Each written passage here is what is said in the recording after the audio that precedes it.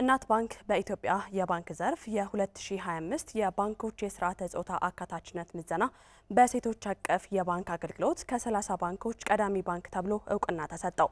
ይህ እውቅና የኢትዮጵያ ብሔራዊ ባንክ ከዓለም ባንክ የስርዓተ ጾታ ፈጠራ ጋር በመተባበር ባካሄዱት ምዘና የተሰጠ ነው። ኢብራሂም መሐመድ ተጨማሪ ያለው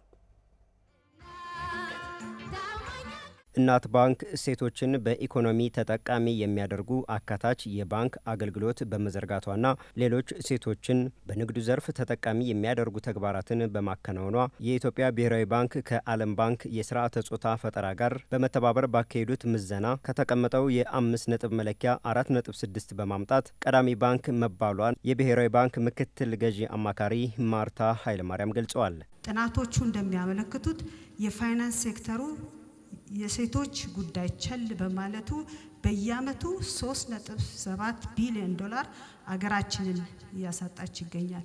በመሆኑም የሴቶች የፋይናንስ አካታችነት ስኮር ካርድ ትግበራ ላይ እንዲውል የተደረገውም ሊለካ የሚችል ውጤት ለማምጣት ታስቦ ነው። 5 ነጥብ ውስጥ 4.6% በማምጣት በተለየ መልኩ በሴቶች አካታች የፋይናንስ ስርዓት ትራንስፎርሜሽናል የተባለ ደረጃ ላይ ሊቀመጥ በቅቷል። ይህ ውጤት የባንኩን አመራር ቁርጠኝነት የሚያሳይ እመርታ ነው። እናት ባንክ ሴቶችን የሚያበረታታ ቀልጣፋ አገልግሎት መስጠቷ ሀገሪቱ እያካሄደችው ላለው የማክሮ ኢኮኖሚ ሪፎርም ስኬታማነት መገለጫ ነው። በአካታች የፋይናንስ ስርዓት ዝርጋታም አርአያ መሆኗን በሴቶችና ማህበራዊ ጉዳይ ሚኒስቴር በሚኒስትር ዴኤታ ማዕረግ የሚኒስትሩ አማካሪ አቶ ጌታቸው በዳኔ አብራርተዋል። እናት ባንክ ወደፊትም ከዘመኑ ጋር የሚራመድ ዘመናዊ ቴክኖሎጂና አሰራር በመተግበር ሴቶችን አካታችና ተደራሽ ያደረገ አገልግሎት ለመስጠት ኢኮኖሚያዊ አቅማቸውን ለማጎልበት ከሚያደርገው ጥረት ጎን ለጎን በዘርፉ የተጣለው ሀገራዊ ግብ እንዲሳካና በዓለም አቀፍ ደረጃም ብቁ ተወዳዳሪ ለመሆን በላቀ ትጋት እንዲሰራ አደራ ለማለት ወዳለሁ። አካታች የፋይናንስ ስርዓትን በመተግበር ከ22000 በላይ ለሚሆኑ ስራ ፈጣሪ ሴቶች ከ1.4 ቢሊዮን ብር በላይ ያለ ዋስትና በማበደር የራሳቸውን ስራ እንዲጀምሩ ድጋፍ ማድረጓን የእናት ባንክ የቦርድ ሰብሳቢ ወይዘሮ አስቴር ሰለሞን ገልጸዋል። ባንካችን ለሴቶች አካታችነት ለፈጠራና ለብዙሃኑ ተደራሽነት ያደረገውን ቁርጠኝነትና ጥረት ያገናዘበ ስለሆነ በሁላችንም ከፍተኛ ግምት የሚሰጠው ነው።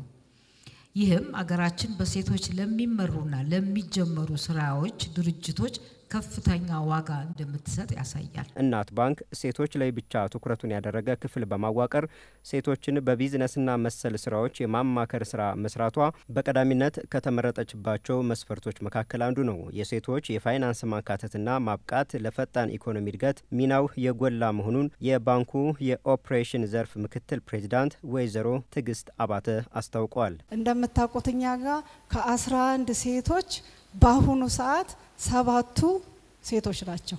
ስለዚህ ወደ 63% ነውና እንዲሁም ደግሞ በምክትል ፕሬዝዳንት ወይም በዲፒቲ ሲኢኦዎች እና በዳይሬክተሮች ላይ 25% ቅድም ያልገለጽኩት 25%ዎቹ ሴቶች መሆን አለባቸው ይላል።